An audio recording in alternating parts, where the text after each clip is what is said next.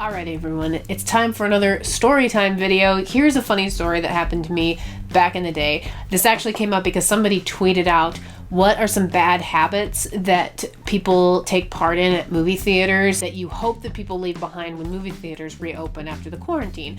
And it actually triggered a memory in me because the last time I went to the theater, I think, was to see the Star Wars movie, the most recent Star Wars movie. I was in the theater and I was with my dad and my brother and my sister. And my dad was on the aisle, my brother and sister in the middle. I was next to my brother on the outside of our group. There were 2 or 3 seats in between me and the next group of people that were sitting there. And I was like, great, I don't have anybody sitting next to me that I don't like. I just got my brother on this side and then a couple of empty seats over here. Even if somebody comes to sit in those seats, they're probably not going to sit next to me. And so I was pretty happy about that because I don't want to sit next to strangers if I don't have to. We're all comfortable, and I think it was about like the commercials were starting and all of that, and I was naive to think that I could get away with a movie without having something weird happen, but I thought it. And then there was this guy that came up, a little bit heavy set, not like huge, but bigger, and he decides he wants to sit in those empty chairs, right? And so I'm thinking, okay, well, there's 2 or 3 seats there. He's not gonna sit next to me. There's plenty of room. He's not gonna have to sit next to anybody because he's gonna be able to sit in the middle of those 3 chairs. And instead of sitting in the middle, and instead of sitting next to the guy who was like the end of the next group over, he decides he's going to sit next to me, even though he has chairs that he could sit in without sitting next to a person that he doesn't know. He decides to sit next to me. And this is the first point of frustration to me because I'm like, why? I wanted to sit by myself. I didn't want to sit next to this person. Oh well. So I'm like, well, I'll just lean over a little bit more in my brother's direction so that I don't have to deal with this guy. That's kind of what you do when you're in a situation like that where you're sitting next to a stranger. You don't want to lean over and like get in their space. I'm like trying to like give him his space so I don't have to have my movie experience ruined, right? I mean, I'm not like that antisocial, but I was just kind of miffed because it wasn't that packed of a theater. There were plenty of places for him to sit. He did not have to choose to sit there, but he just decided, not only am I not going to sit in the empty seats in between the groups, I'm going to sit next to this chick. And I'm just like, no, why? But oh well. Okay, this is what's going to happen. He's like using the armrest in between us, even though he has an empty chair next to him, and he could be using the armrest on that empty chair. He is using the armrest in between me and him instead. And that's like basic common courtesy to the person next to you. When you have room next to you on the other side, you should be using that armrest so that the person next to you who has no armrest can use the one that's in between, right? No, he starts using the armrest that's in between me and him, even though he has a free one on the other side. And so I'm just kind of, again, just a little bit perturbed. I'm like, okay, so not only is he sitting next to me when he didn't have to be, he's also using the one armrest that I have that my brother is not using because he's on the other side and he's using his armrest. And so I'm just like, okay, well, I'm uncomfortable. So again, not that big of a deal. Obviously, this guy is just being inconsiderate, not really thinking. He's not purposefully doing this, right?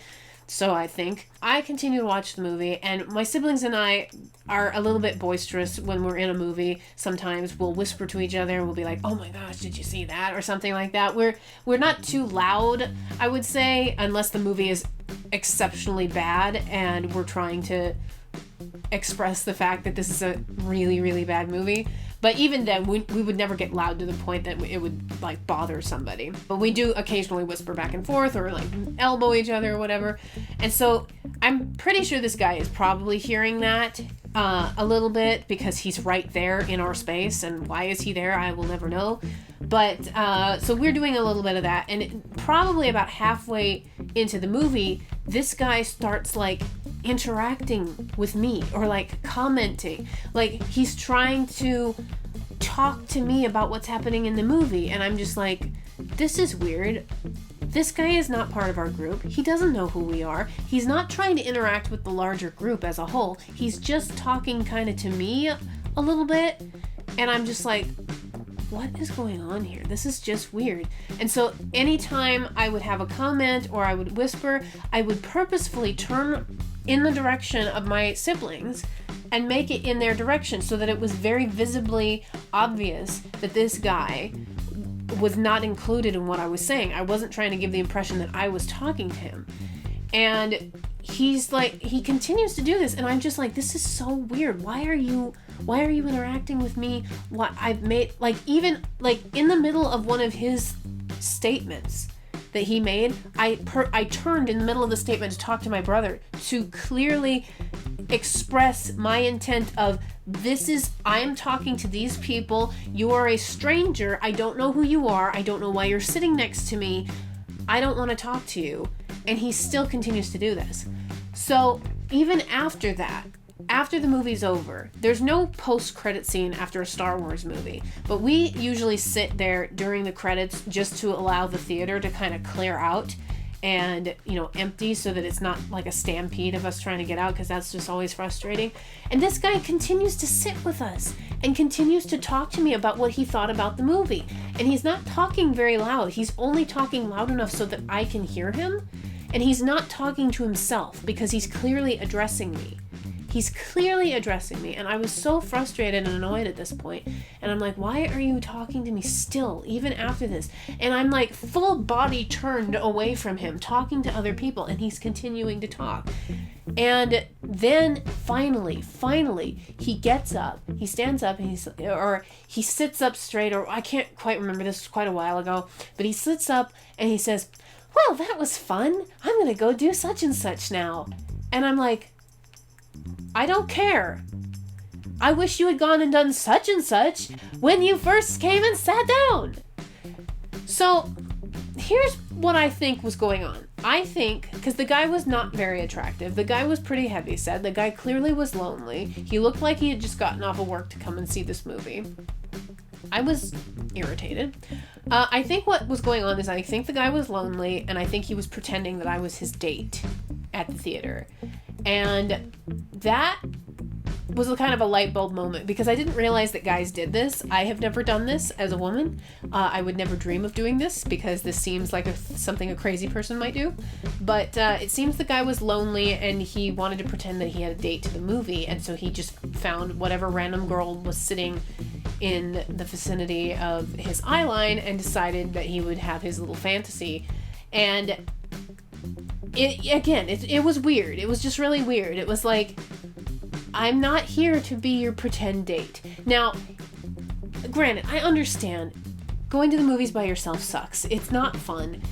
It gets lonely. Life is lonely. Life is hard. Get over it. If you need to pretend that you have a date to the theater, go ahead and pretend if you have to. Pretend in your head.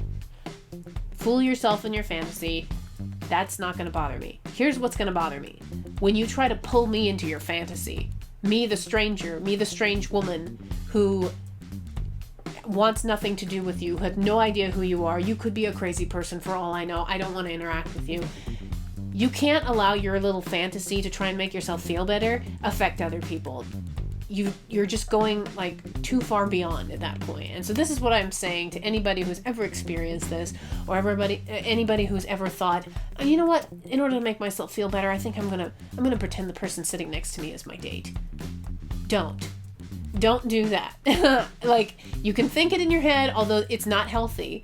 It's not healthy even to think it in your head, but if you have to think it in your head, at least you're keeping it to yourself and you're not bothering anybody with it. But when you've taken it to the point where you're actually verbally trying to create it and make this fantasy of yours happen, this is not real life. So that's kind of my little story for today.